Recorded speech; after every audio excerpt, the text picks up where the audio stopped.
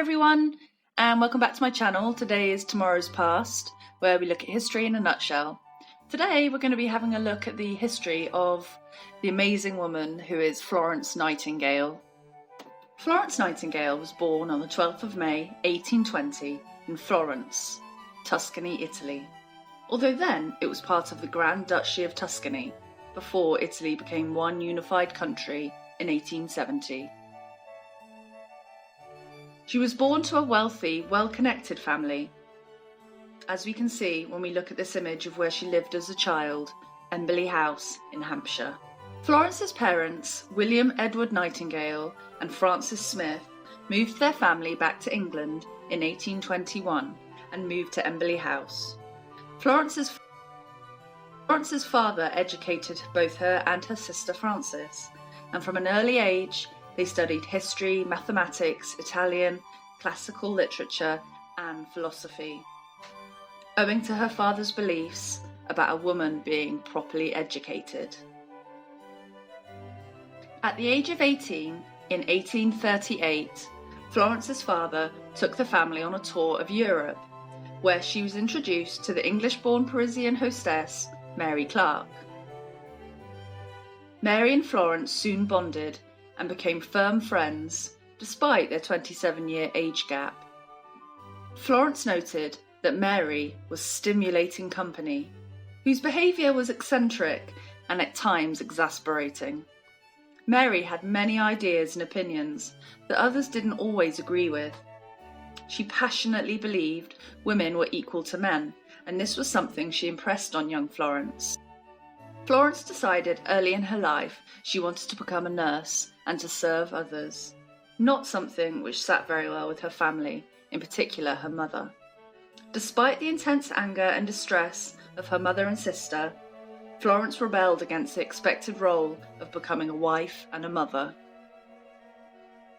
Nightingale worked hard to educate herself in the art and science of nursing, in the face of opposition from her family and that of society around her.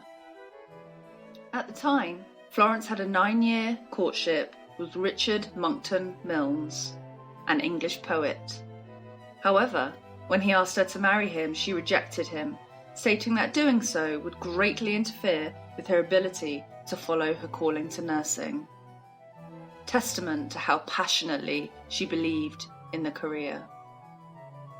At the age of 27 in Rome, in 1847, she met Sidney Herbert, a politician who was on his honeymoon. He and Nightingale became lifelong close friends. Herbert would be Secretary of War during the Crimean War, where he would be instrumental in facilitating Nightingale's nursing work during the Crimea. She became Herbert's key advisor throughout his political career.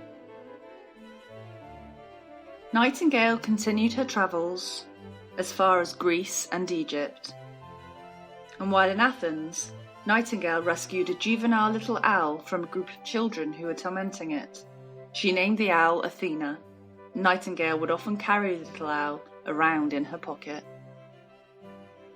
On the 22nd of August 1853, and now back in England, Nightingale took the post of superintendent at the Institute for the Care of Sick Gentlewomen in Upper Harley Street, London, a position she held until October 1854. The Crimean War would break out in October 1853, and reports of devastating conditions for the wounded quickly found their way back to Britain and a concerned Florence. A year into the war, in October 1884, she, 38 other nurses trained by herself, and 12 Catholic nuns travelled to the main British camp about 300 miles from Balaclava in the Crimea. Her team found terrible conditions and very poor care for the wounded soldiers. The medical staff were overworked, medicines were in short supply, hygiene was being neglected, and mass infections were common, many of them fatal. There was also no equipment to process food for the patients. Nightingale sent a plea to the Times, asking for a government solution to help with the terrible situation before her. The British government listened and commissioned Isambard Kingdom Brunel to design a prefabricated hospital that could be built in England and shipped to where it was needed. Nightingale also implemented simple but vital things such as hand washing and other hygiene.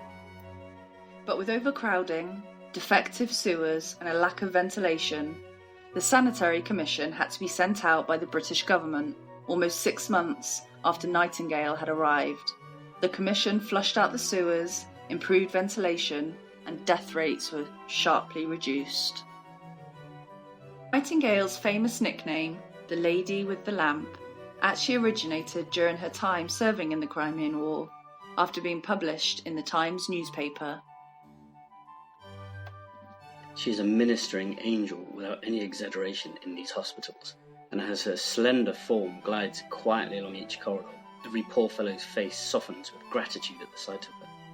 When all the medical officers have retired for the night and silence and darkness have settled down upon the miles of prostrate sick, she may be observed alone with a little lamp in her hand, making her solitary rounds. Returned to Britain and gathered much evidence, Florence came to believe that most of the soldiers at the hospital were killed by poor living conditions, poor nutrition, lack of supplies, stale air, and being overworked, rather than the injuries themselves. This experience influenced her later career when she advocated sanitary living conditions as one of the greatest importance. Consequently,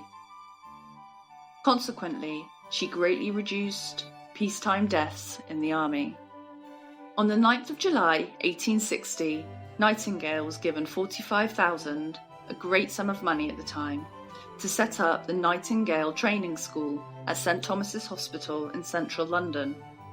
The first nurses to be trained began work on the 16th of May 1865 at the Liverpool Workhouse Infirmary. The school is now called the Florence Nightingale School of Nursing and Midwifery and is part of King's College London. In the first half of the 19th century, nurses were usually former servants or widows who found no other jobs and were therefore forced to earn their living by this work. Nurses would not have had a good standing in society, nor would it have been seen as a respectable career. Probably why Florence's family was so opposed to it. Charles Dickens captured the standard of nursing care in his novel from 1842 as being incompetent, negligent, alcoholic, and corrupt. Hospitals were places of last resort where the floors were laid with straw to soak up the blood. However, Florence transformed nursing when she got back from the Crimea. She had access to people in high places, and she used it to get things done. Florence was stubborn, opinionated, and forthright, but she had to be these things in order to achieve everything that she did. Nightingale also played a significant part in having trained nurses introduced into the workhouses of Victorian Britain. From about 1860, sick paupers were no longer being cared for by other able-bodied paupers, but by properly trained nursing staff. In the 1870s, Nightingale mentored Linda Richards, America's first trained nurse, and enabled Linda to travel back to the United States with adequate training and knowledge to establish her own high-quality nursing schools. Richards went on to become a nursing pioneer in the United States. In 1883, Nightingale became the first recipient of the Royal Red Cross. In 1904, she was appointed a Lady of Grace of the Order of St. John. In 1907, she became the first woman to be awarded the Order of Merit, and in the following year, 1908, she was given the honorary freedom of the City of London. Florence Nightingale died in her sleep in London on 13th of August 1910 at the age of 90. The offer of burial in Westminster Abbey was declined by her family, and she is buried in the churchyard of St Margaret's Church in East Wellow, Hampshire, near her childhood home, Embly Park. Her grave being incredibly simplistic, with just her initials and dates of birth and death. Florence was an incredible woman who shaped the way for modern nursing around the world and gave women knowledge that they could do anything they put their minds to, even in the face of adversity, and they had a voice which they could use. Today, outside St Thomas's Hospital in London, the site of her first school, stands her statue and a museum dedicated to her life and achievements.